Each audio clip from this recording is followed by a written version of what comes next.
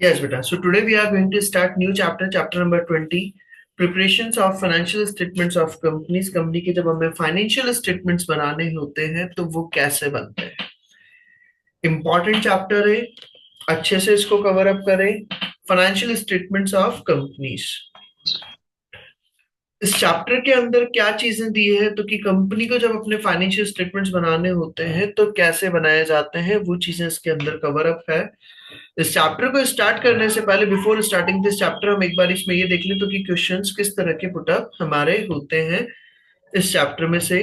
तो क्या लिखा हुआ है in the multitask account preparation question, जो एमटीक्यू क्वेश्चन आता है multitask question, you might be required to produce an entire statement of P and L. तो आपको एग्जाम में क्वेश्चन में बोला जा सकता है तो कि आपको पूरा statement of P and L and other comprehensive income बनाने के लिए बोला जा सकता है। Statement of financial position, balance sheet बनाने के लिए बोला जा सकता है, और statement of changes in equity या फिर statement of changes in equity और एन एक्सट्रैक्ट देयर ऑफ, या फिर उसका कोई भी पार्ट बनाने के लिए बोला जा सकता है। अभी हम इस चैप्टर के अंदर पॉइंट्स रीड आउट करेंगे। स्टेटमेंट ऑफ पीनल क्या होता है, कैसे प्रिपेयर करते हैं, balance sheet statement of financial position कैसे बनता है, statement of changes in equity, वो सब कुछ अभी हम इसके अंदर रीड आउट करेंगे। Also you may be asked to calculate individual elements of each statement, हर एलिमेंट का स्टेटमेंट का कोई भी एलिमेंट पर क्वेश्चन पुट अप किया जा सकता है in objective test question, objective question के फॉर्म में, और as the part of account preparation multitask question. ये सर फिर, हाँ बोलिए। सर इससे पहले आपने 19 चैप्टर करवाया, उसके क्वेश्चन प्रैक्टिस बुक में कहाँ से आप बता सकते हो? एक्चुअली वो मिल नहीं रहे क्योंकि। वो उसके अलग से नहीं दे रखे हैं बेटा, उसके प्रैक्टिस। अच्छा। हाँ, वो उसका, क्योंकि वो इंट्रोडक्टरी पार्ट है, इस वाले चैप्टर से स्टार्ट होंगे उसमें फिर क्वेश्चंस। अच्छा, ओके सर, थैंक यू। हाँ। तो उसके अंदर हमारा क्या दिया है, also you may be asked to calculate individual elements of each statement. आपको हर स्टेटमेंट के इंडिविजुअल एलिमेंट्स पर भी क्वेश्चन पुटअप हो सकता है एमसीक्यू क्वेश्चंस में, और as a part of account preparation या फिर अकाउंट प्रिपरेशन में मल्टीटास्क क्वेश्चंस के अंदर। For example you may be asked to demonstrate an understanding of what is included in the statement of changes in equity. भाई आपका statement of changes in equity के अंदर क्या क्या चीजें आती हैं, वो चीज पर क्वेश्चन पुटअप हो सकता है। You could also be asked to prepare a disclosure note, आपसे डिस्क्लोजर नोट में क्या क्या आता है उस पर क्वेश्चन पुट अप हो सकते हैं। हम स्टार्ट करें इस चैप्टर को। इस चैप्टर के अंदर हमारा सबसे पहला टॉपिक दिया है, फर्स्ट टॉपिक हमारा जो दिया है, भाई कंपनी को जब अपने फाइनेंशियल स्टेटमेंट्स बनाने होते हैं। मैं यहाँ पर पहली चीज क्या बोल रहा हूँ, यहाँ पर अब हम बात कर रहे हैं कंपनी के फाइनेंशियल स्टेटमेंट्स की, सोल प्रोप्राइटरशिप के फाइनेंशियल स्टेटमेंट से बात नहीं कर रहा हूँ मैं यहाँ पर डील कर रहा हूँ ओनली कंपनी के फाइनेंशियल स्टेटमेंट्स की। तो वो कैसे प्रिपेयर किए जाते हैं, उसके अंदर क्या क्या आपको बनाना होता है। The financial statements of a limited liability company are subject to the regulation. जो कंपनी के फाइनेंशियल स्टेटमेंट्स होते हैं वो रूल्स के अकॉर्डिंगली बनते हैं and must follow a prescribed format. और उनको जो पहले से ही फॉर्मेट फिक्स है वही फॉर्मेट उनको फॉलो करना होता है। Much of the prescribed format is determined by the IS1 presentation of financial statements। और जो भी फॉर्मेट्स वगैरह है वो कहाँ पर डिफाइन किया हुआ है, IS1 इंटरनेशनल अकाउंटिंग स्टैंडर्ड 1 के अंदर उसको डिफाइन किया हुआ है। और इंटरनेशनल अकाउंटिंग स्टैंडर्ड 1 क्या है, प्रेजेंटेशन ऑफ फाइनेंशियल स्टेटमेंट। तो कि फाइनेंशियल स्टेटमेंट्स का प्रेजेंटेशन किस तरह से जाएगा। This accounting standard states what should be included in a set of financial statements and how they should be presented। और ये IS1 के अंदर क्या बता रखा है, तो कि कौन कौन से स्टेटमेंट्स बनाए जाएंगे और उनको कैसे प्रिपेयर किया जाएगा, वो चीज उसके अंदर डिफाइन किया हुआ है। तो जो भी कंपनीज होती हैं, complete set of financial statements in accordance with IS1 comprises. जो भी कंपनीज होती है उनको 5 टाइप्स ऑफ स्टेटमेंट बनाने होते हैं। These are the 5 type statements which company have to prepare. कौन कौन सा, first statement of financial position, ये सिंपल वे में हम इसको कहते हैं बैलेंस शीट। हर कंपनी को अपनी बैलेंस शीट बनानी पड़ती है। सेकंड आता है statement of P&L and other comprehensive income, OCI। Statement of P&L and other comprehensive income. Sir ये अदर कॉम्प्रहेंसिव इनकम क्या होती है, रिवैल्यूएशन सरप्लस, जो हमने टेंजिबल एसेट्स वाले चैप्टर के अंदर पढ़ा था। जब आपके एसेट्स का रिवैल्यूएशन करता है, रिवैल्यूएशन पर अगर आपको प्रॉफिट होता है तो उसको हम कहते हैं रिवैल्यूएशन सरप्लस। और उसको यहाँ पर क्या करेंगे, हम अदर कॉम्प्रिहेंसिव इनकम में शो करते हैं। वो कैसे होता है वो अभी हम फॉर्मेट में पढ़ेंगे। थर्ड आता है statement of changes in equity. आपका statement of changes in equity बनाया जाता है। इक्विटी के अंदर भाई आपके जो चेंजेस हो रहे हैं सर, ये इक्विटी क्या, इक्विटी के अंदर हमारी चार चीजें आती है, share capital, share premium, retain earnings और रिवैल्यूएशन सरप्लस। इन 4 पॉइंट्स में क्या चेंज हो रहा है, क्योंकि जो शेयर होल्डर है वो बोलता है तो कि आप सब चीजें भाड़ में जाना है, तो मुझे इससे कोई मतलब नहीं है, मुझे तो ये बताओ मेरे से रिलेटेड जो पोर्शन है उसमें क्या चेंजेस आ रहे हैं। मेरे से रिलेटेड जो पोर्शन है भाई, मेरा share capital, share premium, retain earnings, profit कितना हो रहा है, इन चीजों में कितना मूवमेंट हो रहा है, तो वो चीज हमें किससे पता चलती है, statement of changes in equity से। फोर्थ आता है statement of cash flow. And fifth दिया है नोट्स, ये हम उसको बोलते हैं डिस्क्लोजर नोट्स भी बोलते हैं।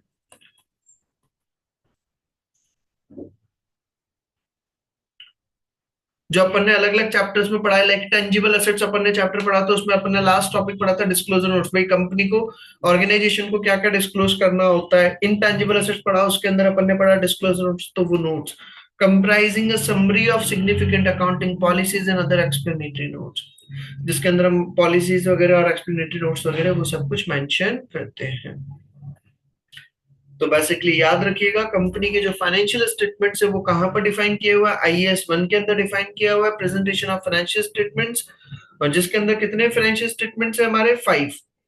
Statement of P N L, statement of financial position, statement of cash flow, statement of changes in equity, and fifth notes to account, ये हम उसको बोलते हैं disclosure notes.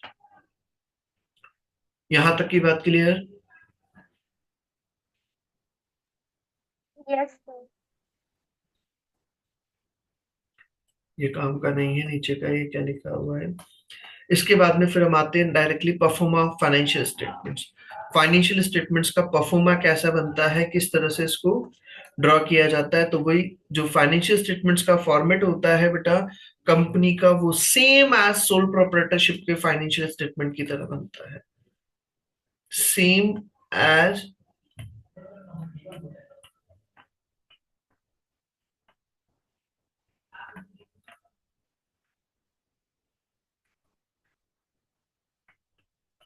Same as statement of P and L of sole proprietor.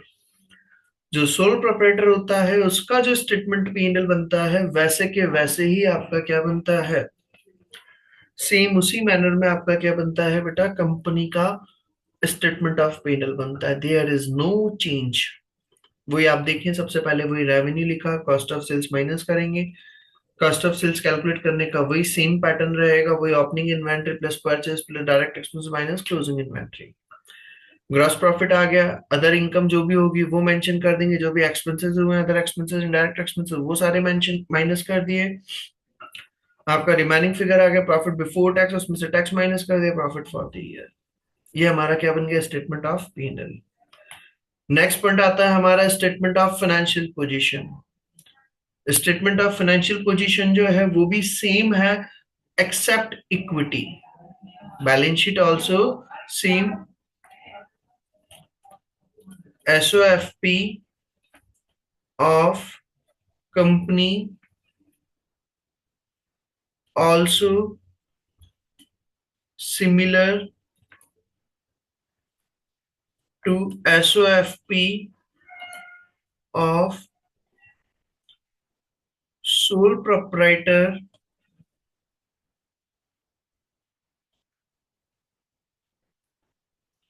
जो company का SOFP है वो same sole proprietor के एसओएफपी की तरह ही प्रिपेयर होता है,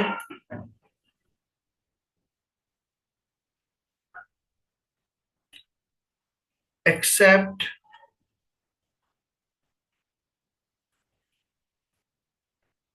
इक्विटी।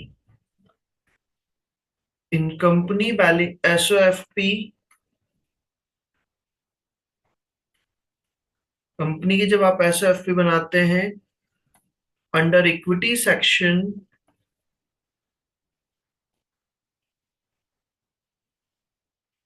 आप इक्विटी सेक्शन के अंदर 4 पॉइंट शो करते हैं, share capital,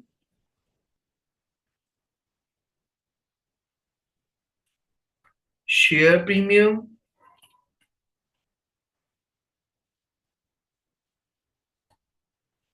retained earnings,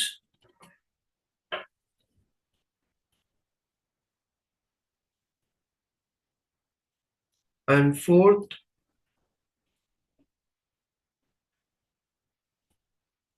revaluation reserve. बस ये पॉइंट चेंज आता है, बाकी एसेट्स पार्ट और लाइबिलिटी पार्ट और बाकी पूरा का पूरा सेम है, सिमिलर है। तो हम देखें इसके अंदर कंपनी की, जब आप बैलेंस शीट बना रहे हैं तो वही सबसे पहले आपने एसेट्स पार्ट लिखा। एसेट्स पार्ट के अंदर वही non current assets, property plant and equipment. Then after इसी के बाद में फिर क्या लिखा है हमारा, इंटैंजिबल एसेट्स आपकी आ जाएगी। फिर करंट एसेट्स के अंदर inventory, trade receivables, other current assets, cash and cash equivalents, वो सब कुछ मेंशन कर दिया। फिर आगे आ जाएगा हमारा टोटल एसेट्स। टोटल एसेट्स के अंदर इक्विटी एंड लाइबिलिटीज, उसके अंदर वही इक्विटी, और इक्विटी के अंदर ये 4 पॉइंट्स आ गए, वही share capital, share premium, retain earnings and revaluation surplus. These 4 points are new. Apart from that, all points are similar to the balance sheet of sole proprietor. वही non-current liabilities, long-term borrowings, long-term provisions. Current liabilities के अंदर वही trade payable, short term borrowings, current tax payable, short term provisions, वो सब कुछ आ जाएगा। यहां तक का पॉइंट क्लियर? सो फिर जो रिजर्व्स होती हैं like journal reserve and other reserves, तो वो कहाँ पे शो होंगी? वो रिटेन अर्निंग्स का पार्ट है।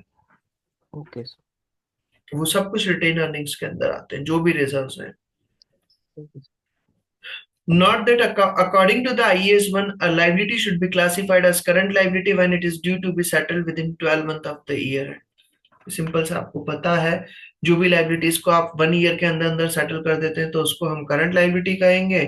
And if it is due to be settled after that, और अगर उसको 1 ईयर के बाद में अगर सेटल करना है तो उसको हम क्या कहेंगे, नॉन करंट लाइबिलिटी। ठीक है। इसी के बाद में दिया है हमारा नेक्स्ट टॉपिक, रिटेन अर्निंग्स। जो अभी हाल आपने बोला तो कि सर रिजर्व्स वगैरह को कहाँ पे शो करेंगे, तो रिटेन अर्निंग्स का अलग अलग नाम से बोला जाता है। It is important at this point to have a look at the retain earnings. This is the most significant reserve and is variously described as, इसको अलग अलग नाम से बोला जाता है। Revenue reserve, retain earnings, accumulated profits, undistributed profits, unappropriated profits. Meaning is same, नाम कुछ भी बोले आप, मीनिंग सेम है। रिटेन अर्निंग्स मतलब प्रॉफिट्स का जो पोर्शन आप कुछ अलग करके रख देते हैं कुछ पर्टिकुलर पर्पस के लिए, तो उसको हम रिटेन अर्निंग, पर्पस है या नहीं है कुछ भी हो, आपने अगर अलग करके रख दिया capital side, that will be known as retained earnings. यहां तक की बात हो गई सर।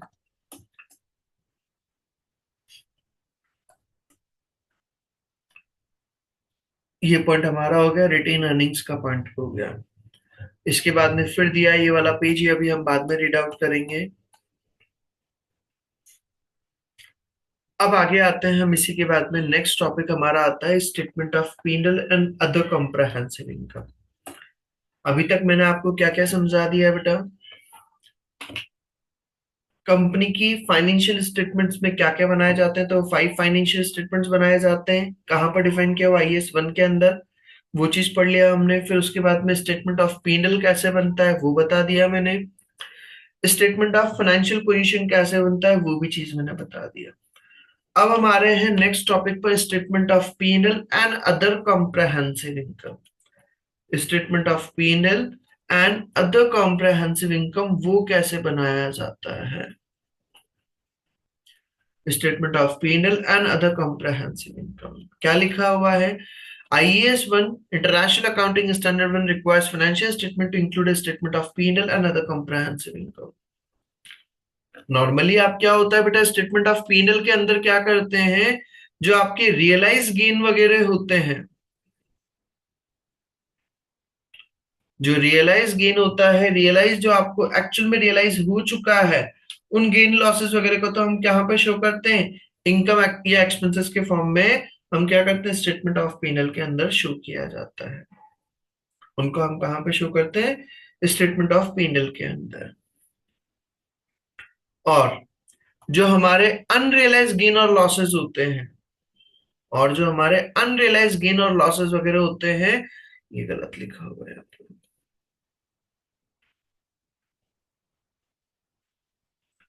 और जो हमारे अनरियलाइज गेन और लॉसेस वगैरह होते हैं उसको हम कहां पर एडजस्ट करते हैं भाई, जो एक्चुअल में रियलाइज नहीं हुए। फॉर एग्जांपल रिवैल्यूएशन गेन, आपकी एसेट्स एसेट्स की वैल्यू आपने निकाली तो उसका रिवैल्यूएशन करने पे वैल्यू बढ़ गई है, तो एक्चुअल में वो रियलाइज देना हो गया। आपके फादर ने मान लो कोई प्रॉपर्टी परचेस करी है, आपके ग्रैंड पेरेंट्स ने कोई प्रॉपर्टी परचेस करी है आज से 40 ईयर पहले 2 लाख रुपए की, आज उस प्रॉपर्टी की वैल्यू 1 करोड़ रुपए हो गई है, तो क्या 98 लाख रुपीज आपकी पॉकेट में रखे हैं क्या बेटा? क्या 98 लाख रुपीज आपकी पॉकेट में रखे हैं क्या? आपके ग्रैंडफादर ने उस प्रॉपर्टी को परचेस किया था 2 लाख में, आज उस प्रॉपर्टी की वैल्यू 1 करोड़ रुपीज। वो तो सर जब प्रॉपर्टी को सेल करेंगे तब आएंगे पैसे 1 करोड़ रुपीज, तो अभी रियलाइज तो इन्हों हो गए हैं।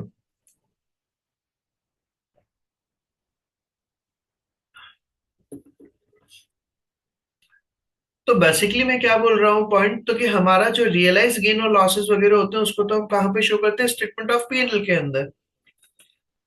तो इस स्टेटमेंट ऑफ पीएनएल के अंदर क्या करते हैं? Shows all of the realize gain and losses from the statement of P N L. Normally तो हम क्या करते हैं, रियलाइज गेन और जो होते हैं उसको तो हम कहाँ पे शो करते हैं? स्टेटमेंट ऑफ पीएनएल में। और जो अनरियलाइज गेन और लॉसेस वगैरह होते हैं उसको हम कहाँ पे शो करते हैं? Statement of financial position, statement of financial position में शो करते हैं।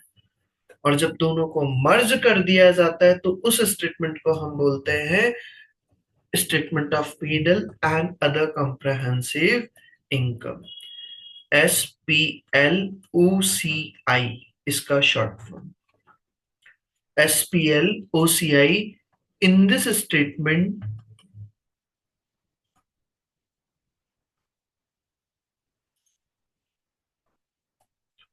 realized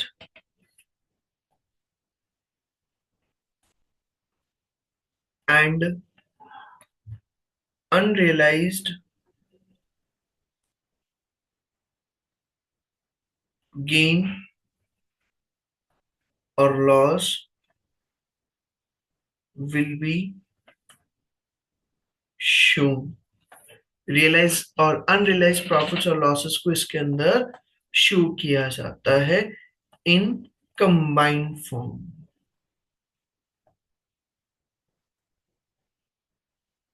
नॉर्मली क्या होता है अदरवाइज? नॉर्मली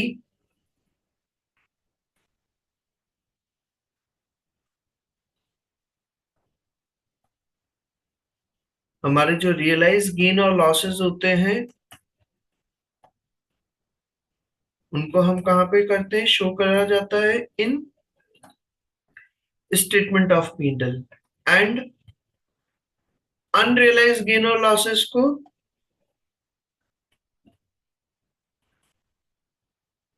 कहां पर? इन SOFP। और जब दोनों को अगर कंबाइन करके दिखाया जाता है तो उस स्टेटमेंट को हम बोलते हैं statement of PNL and other comprehensive income. Sir ये अनरियलाइज गेन और लॉसेस क्या होते हैं? मैंने अभी बताया, जैसे रिवैल्यूएशन सरप्लस, आपकी एसेट्स का आपने रिवैल्यूएशन करा और रिवैल्यूएशन करने पर आपको प्रॉफिट हुआ, तो वो हमारा क्या होगा? Unrealize gain. रियलाइज गेन आपने एसेट्स को सेल करा, सेल करने पर प्रॉफिट हुआ, तो सेल कर दिया ना तब तो प्रॉफिट हुआ, तो वो तो रियलाइज हो गया है ना हमारा, तो वो चीज हमारा रियलाइज गेन। तो आपके रियलाइज गेन एंड लॉसेस जो आप इनकम एक्सपेंसेस में शो करते थे, और अनरियलाइज गेन और losses revolution surplus profit for the year, और जब इन दोनों को मर्ज कर दिया जाता है, कंबाइन कर दिया जाता है, तो उस स्टेटमेंट को हम बोलते हैं स्टेटमेंट ऑफ प्रॉफिट और loss and other comprehensive income. Is it clear? Clear है पॉइंट बेटा? Statement of PNL and other comprehensive income, यहां तक की बात हुई। सर इसको बनाया कैसे जाता है? तो इसको प्रिपेयर करने के 2 मेथड्स होते हैं। This statement can be presented in one of the 2 ways, 2 तरीके से बनाया जा सकता है। First one as one single statement, आप इसको एक सिंगल स्टेटमेंट के फॉर्म में भी बना सकते हैं। And B point as 2 separate statements, आप इसको 2 अलग अलग स्टेटमेंट्स में बना सकते हैं। वन स्टेटमेंट में अगर आप बना रहे हैं तो इसमें आप क्या लिखोगे? पूरा स्टेटमेंट ऑफ प्रॉफिट और loss and other comprehensive income, पूरी लाइन लिखनी पड़ेगी, स्टेटमेंट ऑफ प्रॉफिट और loss and other comprehensive income.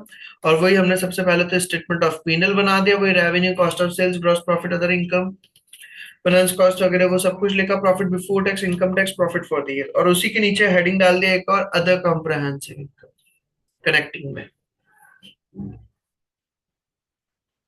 Gain on property revaluation, property पर रिवैल्यूएशन पर गेन हुआ, वो टोटल हमारा आ गया टोटल कॉम्प्रहेंसिव इनकम। मान लो यहाँ पर आ रहा है 90, यहाँ पर आया 60, तो वो टोटल आ जाएगा कितना, 150। ये तो हो गया हमारा कौन सा, सिंगल फॉर्म कंबाइंड फॉर्म। और टू सेपरेट स्टेटमेंट जब आप अगर क्या करते हैं, अलग अलग सेपरेटली शो किया जाता है। टू सेपरेट स्टेटमेंट्स के अंदर क्या होगा बेटा, सेपरेटली उसको शो किया जा रहा है। तो सेपरेटली जब शो करेंगे तो वो स्टेटमेंट ऑफ पीनल आपने बना दिया, पहले तो स्टेटमेंट ऑफ पीनल बना दिया, फिर एक लाइन का गैप दे करके फिर वापस से बना दोगे statement of other comprehensive income. ये बना दिया statement of other comprehensive income. Profit for the year लिखा उसमें, और वही अदर कॉम्प्रहेंसिव इनकम के अंदर gain on property revaluation, total comprehensive income आ गया। तो सर आप इनमें से कोई सा भी ऑप्शन चूज कर सकते हैं, इधर कंबाइंड फॉर्म और इधर separate forms, answer will remain same.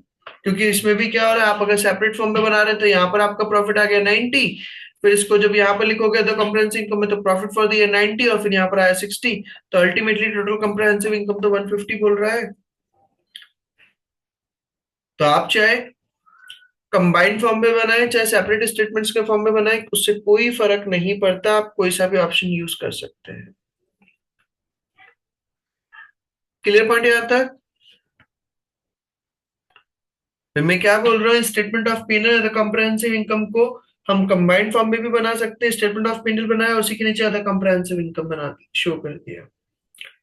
और ये फिर आप उसको क्या कर दें, दोनों अलग अलग, पहले पीनल बना दिया, फिर उसके बाद में statement of other comprehensive income. और अदर कॉम्प्रहेंसिव इनकम कैसे बनेगा सर, वही same, profit for the year, उसमें अदर कॉम्प्रहेंसिव इनकम जो भी है आपका गेन ऑन प्रॉपर्टी रिवैल्यूएशन वो लिख दिया, और टोटल कॉम्प्रहेंसिव इनकम आ गया। यहां तक का पॉइंट क्लियर? Yes sir. ये मेरा एक और पॉइंट हो गया, कौन सा, statement of penal and other comprehensive income. अभी मैं पहले थ्योरी थ्योरी समझा रहा हूँ, फिर प्रैक्टिकल क्वेश्चन स्टार्ट करूंगा। पहले थ्योरी पार्ट एक बार पूरा समझा दूं, फिर उसके बाद में कराऊंगा मैं इसका क्वेश्चन वगैरह। ये मेरा एक और टॉपिक हो गया। इसी के बाद में फिर हम आगे चलते हैं। नेक्स्ट टॉपिक हमारा आता है statement of changes in equity. Statement of changes in equity, sir ये क्या होता है statement of changes in equity? मैंने भी अभी हाल बोला, आपको बार बार बताया, इक्विटी के अंदर वही 4 पॉइंट्स आते हैं, share capital, share premium, retain earnings और रिवैल्यूएशन सरप्लस। इन 4 पॉइंट्स में अगर कोई चेंज होता है, उसको शो करने के लिए आप जो स्टेटमेंट बनाते हो, उस स्टेटमेंट को हम क्या कहेंगे, statement of changes in equity. उस स्टेटमेंट को हम क्या कहेंगे, statement of changes in equity. तो क्या लिखा हुआ है, the statement of changes in equity shows the movement in the entity equity for the period. The statement of P&L and other comprehensive income show the financial performance of the period. जो statement of P&L other comprehensive income है, वो तो क्या बताता है, आपकी performance show करता है, आपका प्रॉफिट कितना हुआ है, लॉस कितना हुआ है, वो चीज है।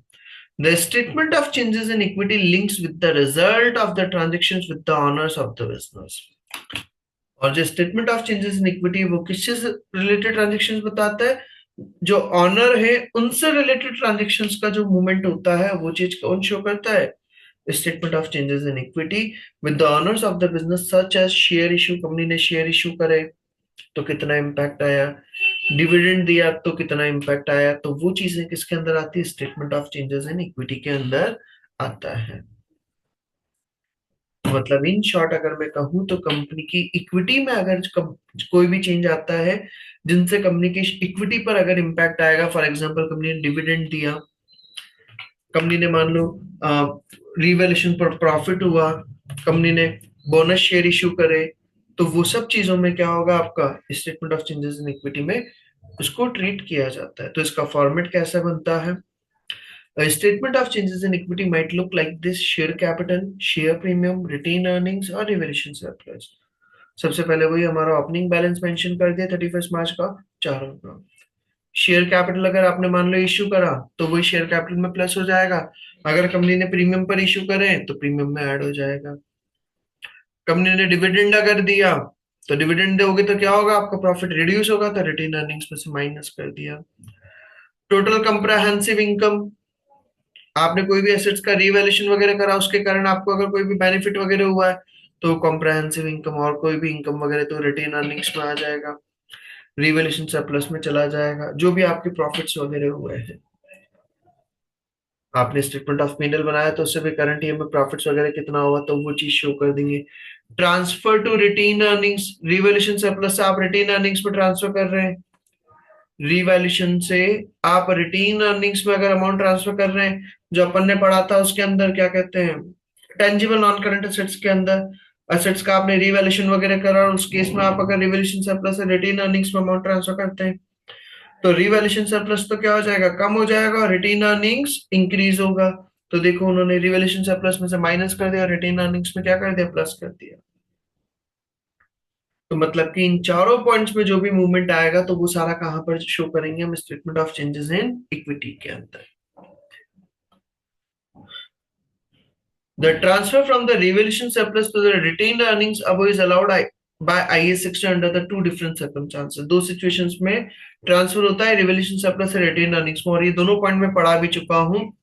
Annually, the difference between the depreciation calculated on the revalued assets and the historic cost depreciation, मतलब वही आपके assets का जो ओल्ड वैल्यू से जो आप डेप्रिसिएशन चार्ज करते थे, ओल्ड डेप्रिसिएशन और जो न्यू डेप्रिसिएशन लग रहा है आपका on revalued price,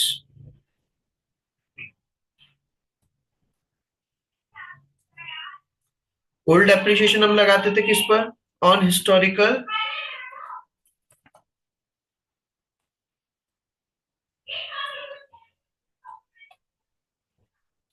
historical cost. इन दोनों के बीच का जो डिफरेंस है,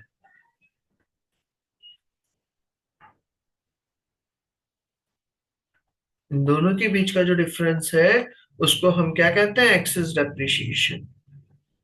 और हमने पढ़ा था एक्सेस डेप्रिसिएशन के बराबर का अमाउंट हम क्या कर सकते हैं, रिवैल्यूएशन सरप्लस से रिटेन अर्निंग्स में ट्रांसफर होता है। रिवैल्यूएशन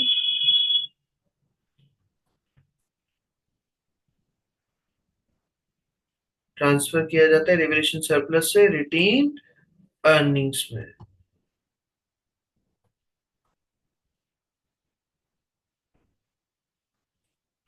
एक केस तो हमने ये पढ़ा, और एक केस हमने पढ़ा था जब आपके अगर आप असेट्स को क्या कर देते हैं, डिस्पोज कर देते हैं, when revalued assets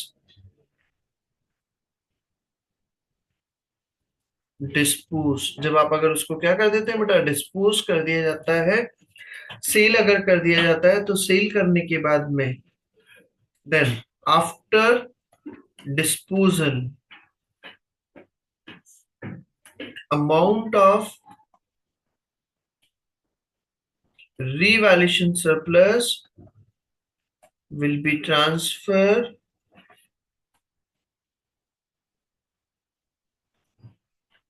to retained earnings। तो जो रिवैल्यूएशन सरप्लस का अमाउंट है उसको हम कहां पर ट्रांसफर करेंगे, रिटेन अर्निंग्स में। तो वही सेम एंट्री हमारी revaluation surplus to retained earnings, तो वही चीज यहाँ पर बताया है। Annually, the difference between the depreciation calculated on the revalued assets and the historical cost depreciation, तो वो जो डिफरेंस अमाउंट होता है may be transfer from the revaluation surplus to retain earnings. या फिर बी पॉइंट बोला ऑन डिस्पोजल, जब आप असेट्स का डिस्पोज कर देते हैं, the balance on the revaluation surplus may be transfer to retain earnings. Entry क्या बनती है, ये भी हमने पढ़ा हुआ है, डेबिट रिवैल्यूएशन सरप्लस अकाउंट और क्रेडिट रिटेन अर्निंग्स। यहां तक का भी पॉइंट हो गया हमारा। अब इसी के बेसिस पर हमारा एक क्वेश्चन दे रखा है, इलस्ट्रेशन नंबर 2 दे रखा है। इस क्वेश्चन को हम देखते हैं इसमें क्या बोला है।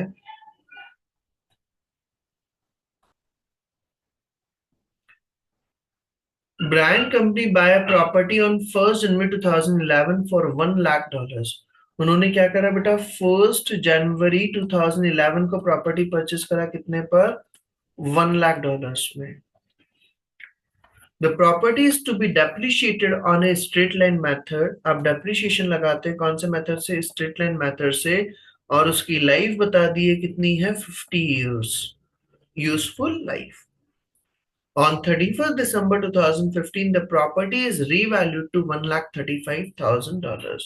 कब बेटा? 31st December 2015, 11, 12, 13, 14, 15, आफ्टर 5 years, 5 साल के बाद में आपने रिवैल्यूएशन करने का डिसाइड किया है. After 5 years, on 31st December 2015, the property is revalued, और आपने रिवैल्यूएशन करा और रिवैल्यूड प्राइस बता दिया कितना है, $1,35,000. How could Brian account for the excess depreciation arising on the revaluation? तो एक्सेस डेप्रिसिएशन कितना बैठेगा? तो एक्सेस डेप्रिसिएशन अमाउंट निकालना पड़ेगा. तो पहले तो हमारा ओल्ड डेप्रिसिएशन कितना लगता था और न्यू डेप्रिसिएशन कितना लगता है. तो हम अगर बात करें, ओल्ड डेप्रिसिएशन मेरा कितना था बेटा? एसेट्स की वैल्यू है $1,00,000 और लाइफ है कितनी? 50 years. तो 1,00,000 अपॉन 50, वो कितना हो जाएगा? $2,000 आपका पर एनम डेप्रिसिएशन लगता है, ओल्ड डेप्रिसिएशन. न्यू डेप्रिसिएशन आपका लगता है, आपकी नई वैल्यू दे रखी है कितनी बेटा? $1,35,000 और $1,35,000 और लाइफ कितनी है? 1 जनवरी 2011 को थी 50 years, और उसमें से 5 years ऑलरेडी कंप्लीट हो चुके हैं बेटा. यहां तक में 5 years कंप्लीट हो गए हैं.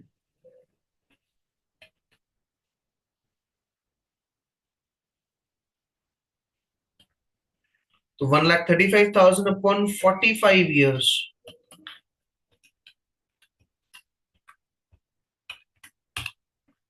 तो नया डेप्रिसिएशन बन रहा है कितना बेटा? $3,000 पर एनम. ओल्ड डेप्रिसिएशन लगता था $2,000 पर एनम और न्यू डेप्रिसिएशन है कितना? 3,000. तो $1,000 का ये आपका क्या कहलाएगा? Access depreciation. एक्स्ट्रा डेप्रिसिएशन कितना लग रहा है आपका? $1,000 का. तो वही चीज यहाँ पर शो किया है. आपका depreciation on the based on revalued amount, old amount, तो 1,000 का एक्स्ट्रा डेप्रिसिएशन और 1,000 का एक्स्ट्रा डेप्रिसिएशन लग रहा है. तो एक्स्ट्रा डेप्रिसिएशन का वही रिवैल्यूएशन सरप्लस हम रिटेन अर्निंग्स में ट्रांसफर करेंगे. तो एंट्री क्या बनेगी? डेबिट रिवैल्यूएशन सरप्लस अकाउंट और क्रेडिट रिटेन अर्निंग्स 1,000 1,000. यहां तक की पॉइंट हो गया. ये मेरा एक्स्ट्रा डेप्रिसिएशन अगर लगता है तो वो कैसे शो किया जाता है वो भी मैंने बता दिया. अभी इसका मैंने एक्टिविटी वगैरह और कुछ भी नहीं कराया, मैंने सिर्फ इसकी थ्योरी रीड आउट कराई है. तो थ्योरी को अच्छे से कवर अप करें इसकी. मैंने अभी तक का इस चैप्टर के अंदर क्या क्या समझा दिया है आज आपको. सबसे पहला तो मैंने फाइनेंशियल स्टेटमेंट समझा दिए हैं. भाई फाइनेंशियल स्टेटमेंट्स में क्या कौन से उसमें डिफाइन किए हुए हैं. तो IAS 1 के अंदर उसको डिफाइन किया हुआ है कौन कौन से स्टेटमेंट बनाए जाते हैं. फिर उसके बाद में हमने स्टेटमेंट ऑफ P&L का फॉर्मेट डिस्कस कर लिया. फिर SOFP बैलेंस शीट का फॉर्मेट. फिर उसके बाद में statement of P&L other comprehensive income उसका फॉर्मेट बता दिया मैंने. फिर उसके बाद में statement of changes in equity, SOCIE, statement of changes in equity वो कैसे बनाया जाता है वो चीज बता दिया. और उसके अलावा हमने retain earnings, the 6 points we have discussed in the today class. तो यहां तक का आप पहले इसको कंप्लीट करें. आज के लेक्चर का ये पार्ट को कंप्लीट करें. इसके बाकी का पार्ट हम नेक्स्ट लेक्चर में कंप्लीट करेंगे. ठीक है बेटा? Okay sir. चलिए बाकी का हम कल करते हैं सेम टाइम पर. अभी मेरी MA की क्लास बेटा 9:15 पर और MA की क्लास है ना बेटा, टाइम पर ज्वाइन कर लीजिएगा. Yes sir. ओके बेटा.